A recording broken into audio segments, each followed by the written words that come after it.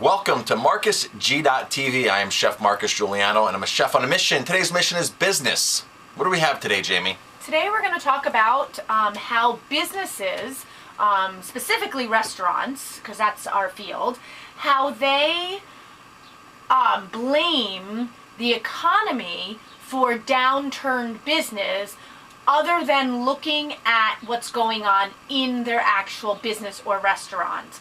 So we went to a restaurant just recently, and we had an experience that we want to talk about. Yep. Now, we were away for this. We were away. We were away. We were in Phoenix. We were at a nice resort in Phoenix. And one of the restaurants right there on the hill, which is, I don't know if it's part of the resort, not part of the resort. It's within the resort. It's independently owned. I'm not sure how it works. Famous restaurant, though.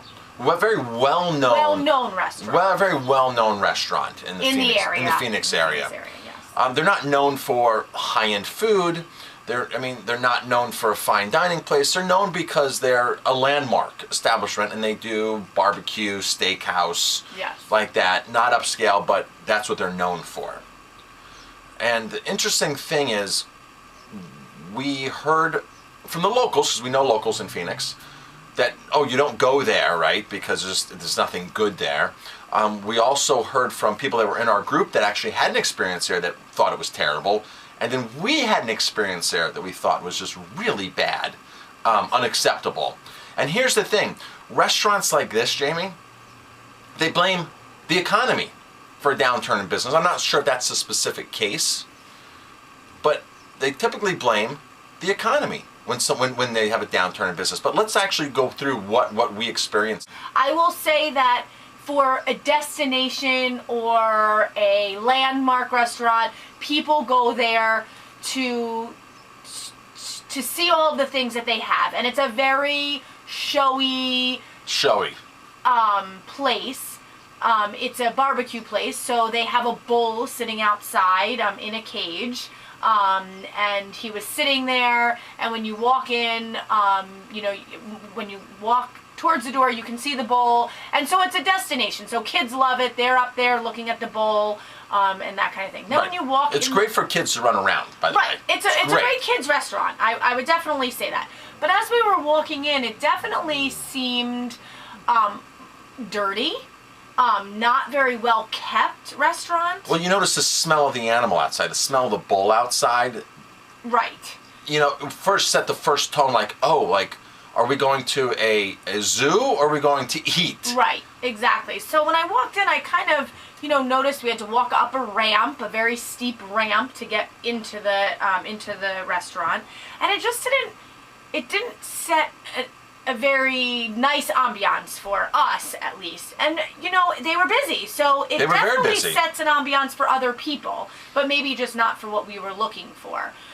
Which is a good point, because everything's subjective. You eat food, you go to a restaurant, your experience, everything is subjective to what you're looking for in the mood that you walked into before, or whatever just happens to you. So exactly. So we sat down at the bar. We were just looking for a quick little bite. We had no idea what their menu was even like, and we were just looking for a glass of wine.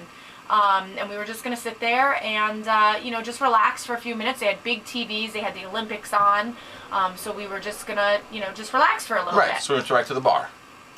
So, as we were sitting there and observing what was going on in the restaurant itself, everybody seemed to be moving. They had a very young staff.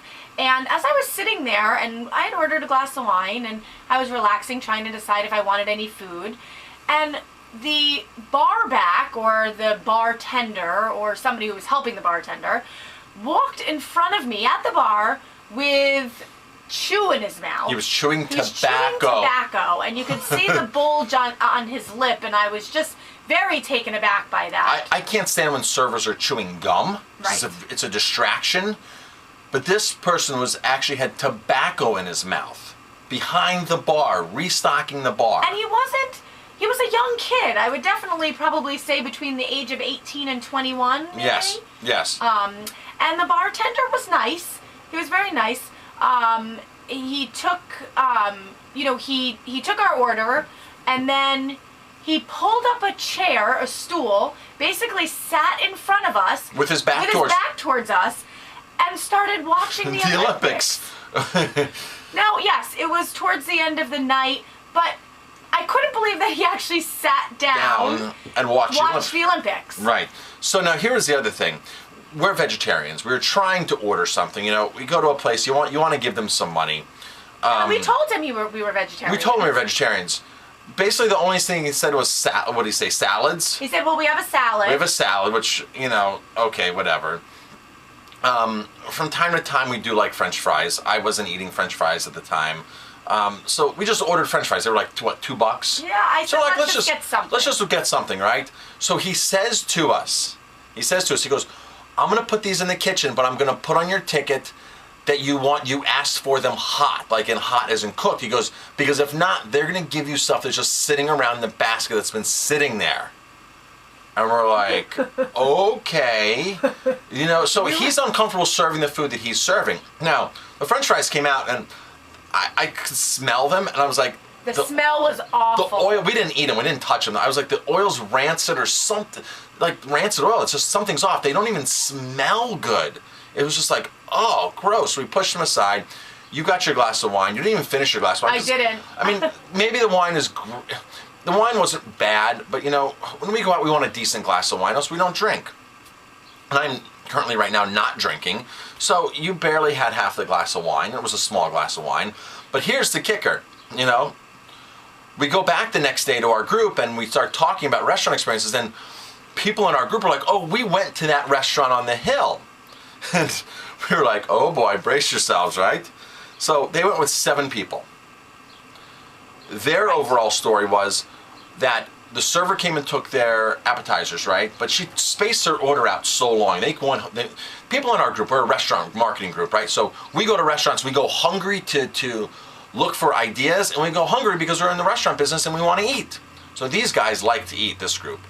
And they ordered a bunch of appetizers, but after she never took their entree order until after the appetizers came out. Yes. So of course you start eating, right? And you get full. You know, you go to a Mexican restaurant, you want to order before you fill up on the chips and salsa, right? You go to a restaurant, you want to order before you fill up on bread, right? Because then all of a sudden you're not hungry. So the restaurant loses a lot of money, potential money from a practice like that.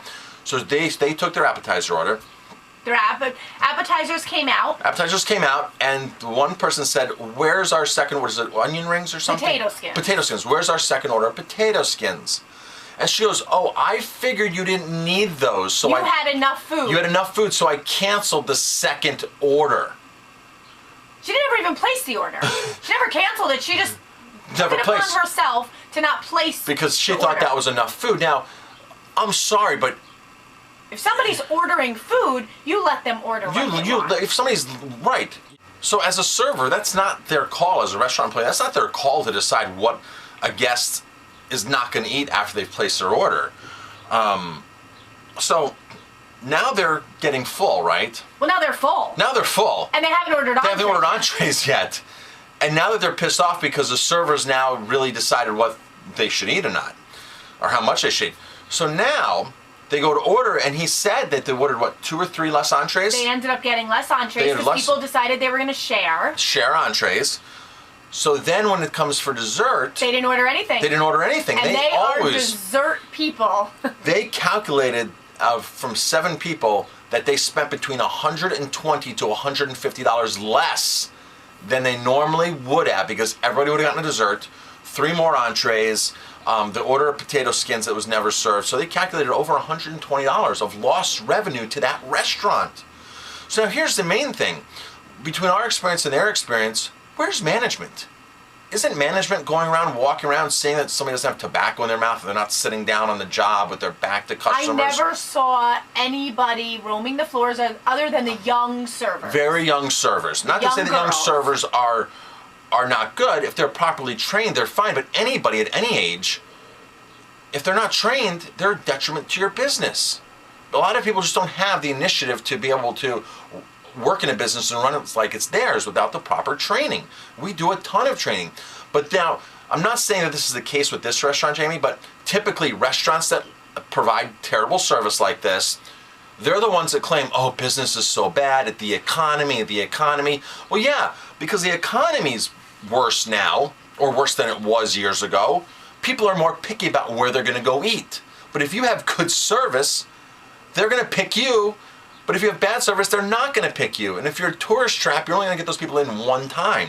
And I guarantee you, if we go back for the same conference next year to the same place, none of us are going to go back. Probably go back to that. Because out of that room with 100 people, 200 people now, our room of our conference, that's 2 bad reports for that restaurant. Nobody's going to go there. There was actually a third report which was decent, but the same type of story. Same type of story. Yes. They liked the food though. Right, they liked the food. They liked the food, but you know. They said the service wasn't great. Service wasn't great. So if you're going to Phoenix, where we were, or anywhere, there's a lot of choices of restaurants. It's easy to go onto your phone now and go on with Yelp. Now I don't believe in going and I believe in making our own reviews and not reading all of the other reviews. True, but I don't believe in going on and bashing a restaurant. Right. I believe in calling management and saying, hey, this is what happened. And then if you don't get a good enough answer from management, then I feel you have a right to go on and bash a restaurant online. But the bottom line is, if you don't let somebody know and you don't give them a chance to make up for it, then you really have that's your first recourse of action, not going online and giving somebody a 1-star review and bashing them up and down. And yeah, it might have been terrible, but if you call a restaurant and they give you your money back. Restaurants don't intentionally give you bad service. They just don't know any better. They don't know any better. You get a bad employee. Exactly. Lack of training, lack of direction. Right. The manager's not on top of it. So give the restaurant the benefit of the doubt to make those changes, try the restaurant again, and then make a review. So, if you're a restaurant and you want more information on my business tips, go to 50mistakes.com, 50mistakes.com. I have tons of great videos, a lot of great content up there on how you can improve your business or restaurant with all these free tips. 50mistakes.com. I'm Chef Marcus Giuliano. Thanks for watching.